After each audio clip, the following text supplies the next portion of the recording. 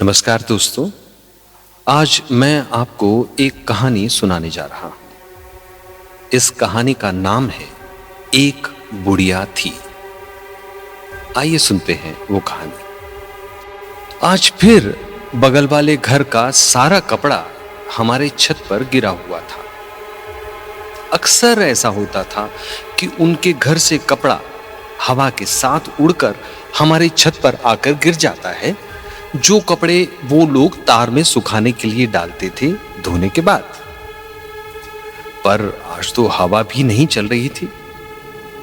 मैं शाम में लगभग रोज ही छत पर आ जाया करता हूं, क्योंकि मुझे बागवानी का शौक है। छत पर मैंने 100 से ऊपर गमले रखे हुए हैं, जिनमें तरह तरह के फूल और फलों के पौधे लगे हैं। मोगरा, चमेली, रजनीगंधा, गुलाब, चंद्रमल्लिका, तरह तरह के कैक्टस और भी कई फूल ऐसे जिनके नाम भी मुझे पता नहीं, पर मुझे अच्छे लगते हैं। तो रोज शाम को मैं छत पर आ जाता था पौधों में पानी देने के लिए, और अक्सर बगल वाले घर का कपड़ा गिरा हुआ देखता था। तो बहुत बार ऐसा होता था कि मैं वो सारे कपड़े समेटकर उनके घर पर फेंक देता था, क्योंकि अक्सर कपड़े हमारी छत पर गिरते ही रहते थे और वहां से कोई न कोई आकर मांगता था, तो हम में से कोई उठाकर उन्हें दे देता था। ये लगभग रोज का ही काम बन गया था। पर बड़े आश्चर्य की बात यह है कि उन लोगों के कपड़े उड़कर हमारी छत पर आते थे, परंतु हमारे कपड़े उड़कर कहीं नहीं जाते थे।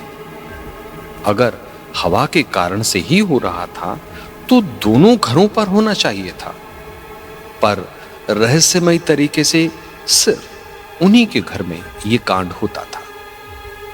उनके घर में एक लड़की भी थी, उम्र लगभग 20 साल होगी। ज्यादातर समय वो ही आकर मुझे बुलाती थी और कपड़े देने के लिए कहती थी। वो भी छत पर टहलती थी।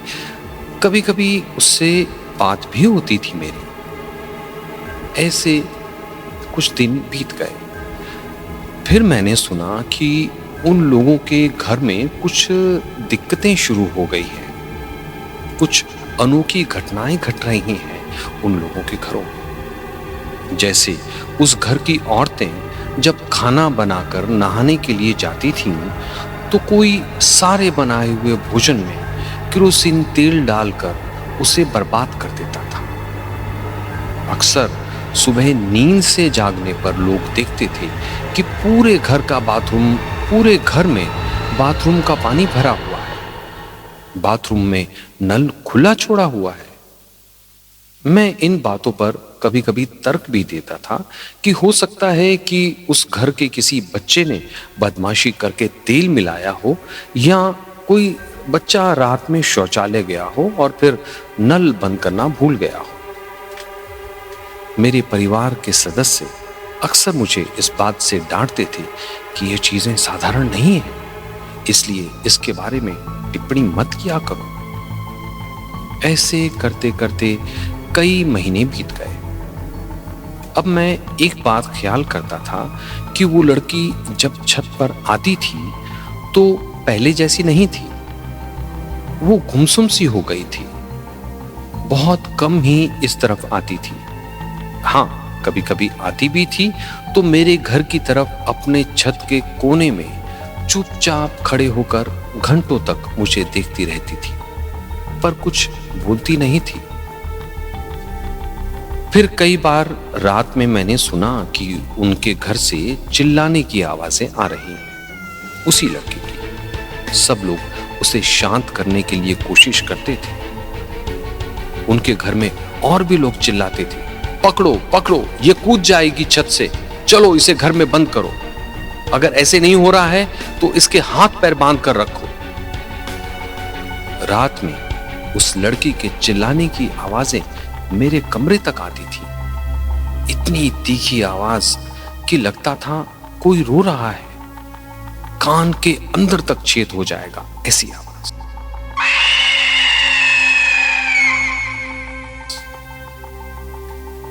अब जब लड़की छत पर आती थी तो मैं उसे देखता था कि वो पहले जैसी नहीं रही।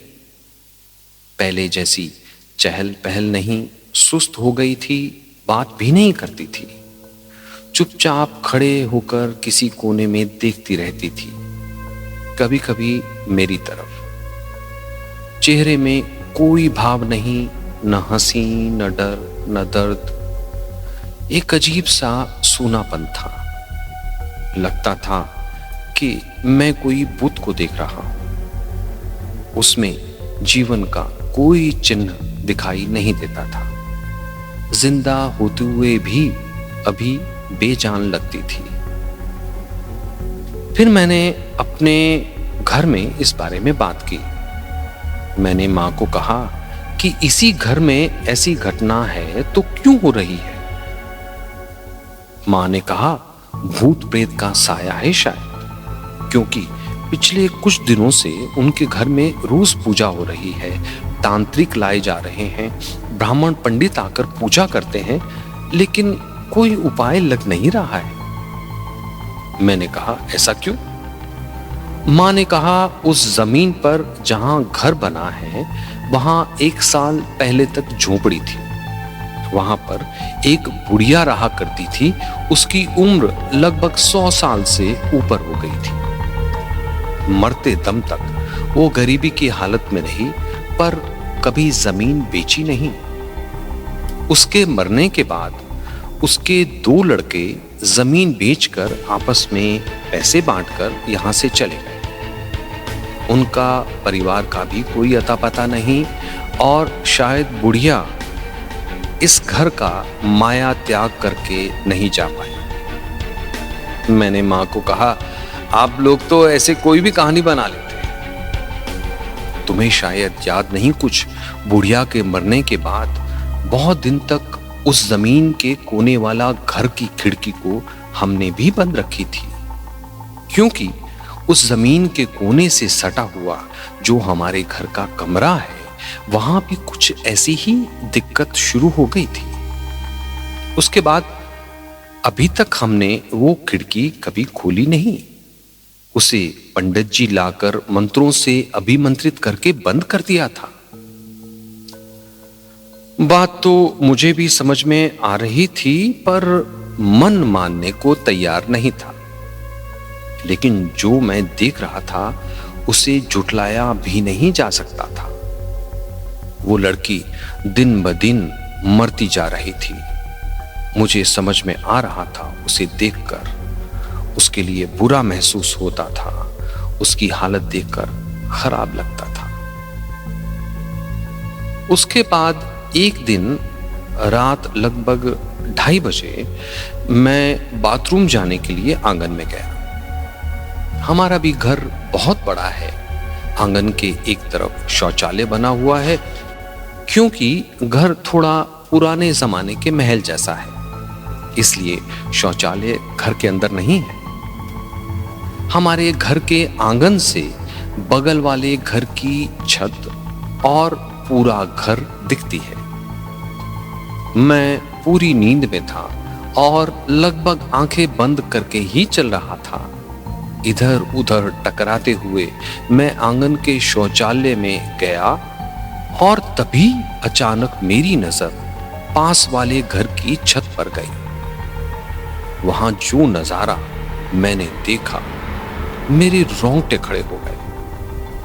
उन लोगों के घर में जो कपड़े टांगने के लिए बांस लगे हुए थे, उस बांस के ऊपर वो बुढ़िया खड़ी थी, पुरानी फटी हुई साड़ी पहनकर। मैं उसे अक्सर कपड़े में देखता था जब वो जिंदा थी, क्योंकि वो बहुत गरीब थी, ज्यादा कपड़े नहीं थे उस बुढ़िया के पास। ये दृश्य देखकर मेरे रोंगटे खड़े हो गए, बदन सिहर उठा। मैं चुपचाप बिना आवाज किए वापस घर पर आया। अपने नौकर को मैंने जगाया और कहा कि चलो तुम्हें एक चीज दिखाता हूं।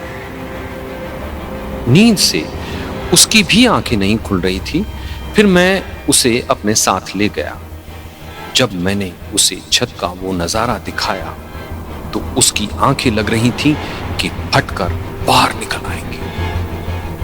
डर से वो कांपने लगा। उसने कहा, मालिक, इन सब चीजों को छेड़िए मत, जान पर बन जाएगी।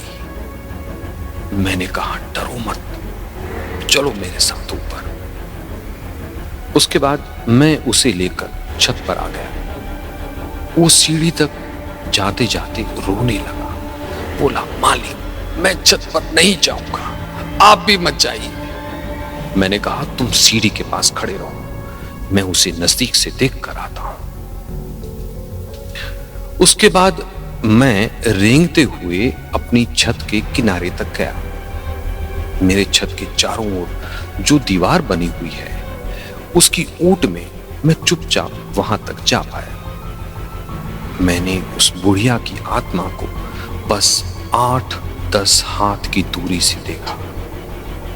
बांस पर खड़ी हुई, हवा के साथ उड़ती हुई उसकी फटी साड़ी और बाल भी पीछे की तरफ उड़ रहे थे।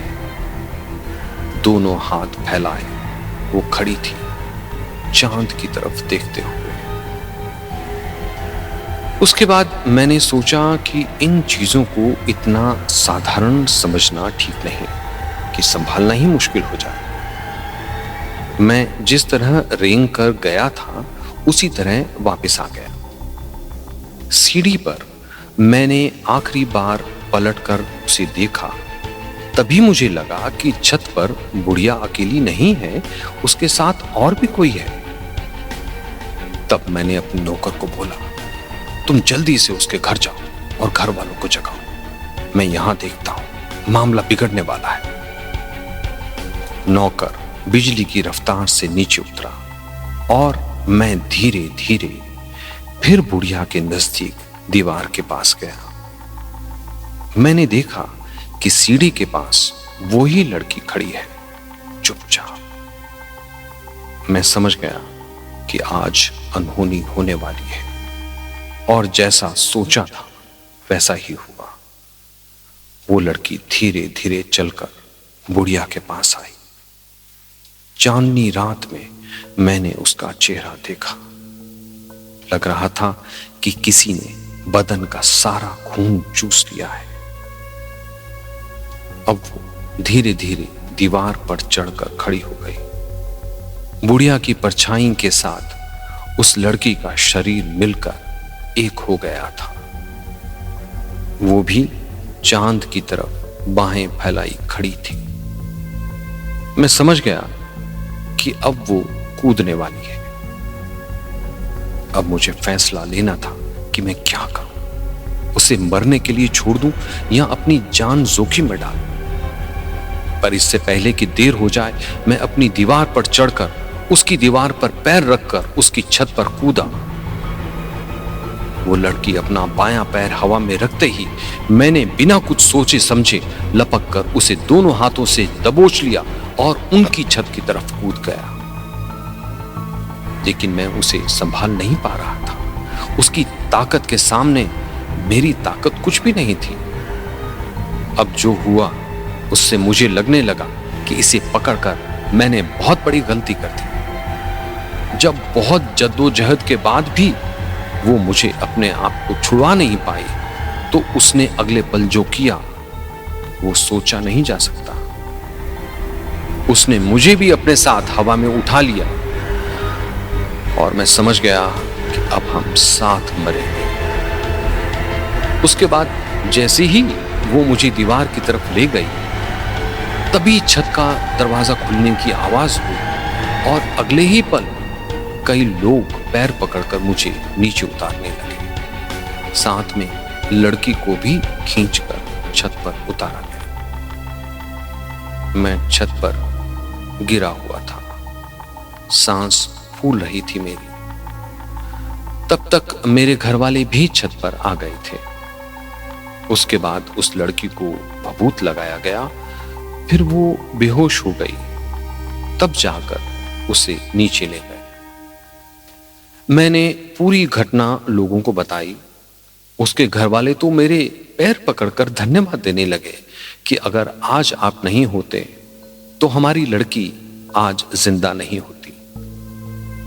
उसके बाद मैं भी घर पर वापस आ गया। किसी ने मुझे शाबाशी नहीं दी, पूरे घर ने मुझे गाली दी और धमकाया कि दोबारा ऐसा न करना। मैंने कहा कि आप एक बार बगल वाले लोगों से बात कीजिए, हो सकता है उस बुढ़िया की आत्मा तृप्त नहीं हुई होगी, उसका श्राद्ध कर्म अगर ये लोग सही तरीके से कर दें तो हो सकता है उसे मुक्ति मिल जाए। फिर मैंने ही उन लोगों से बात की और उन लोगों ने छोटा मोटा इंतजाम किया। उसके बाद उनके घर में तांत्रिक बुलाए गए, पूरे घर को मंत्रों से बांधा गया। तांत्रिक बाबा ने उन्हें कहा कि लड़की विवाह योग्य हो गई है तो उसका विवाह कर देना ही उचित होगा, क्योंकि ऐसी समस्याएं अक्सर शादी के बाद खत्म हो जाती हैं। नहीं तो अगर ऐसी हालत में रही तो हो सकता है धीरे धीरे पागल हो जाए या इसकी जान चली जाए। उसके बाद उस लड़की को वहां से उसके मामा के घर भेज दिया गया। 1 साल बाद जब वहां पर वो लगभग ठीक हो गई तो एक अच्छा सा लड़का देखकर उसकी शादी कर दी गई। अब अक्सर यहां आती है, अब मैं उससे वैसा कुछ लक्षण देखता नहीं। उसके बाद मैंने उस बुढ़िया को भी नहीं देखा, हो सकता है उसे मोक्ष मिल गया। दोस्तों, ये थी कहानी एक बुढ़िया थी। मैं वॉइस ओवर करता हूं और ये मेरा शौक है, मेरा पैशन है, जोश है।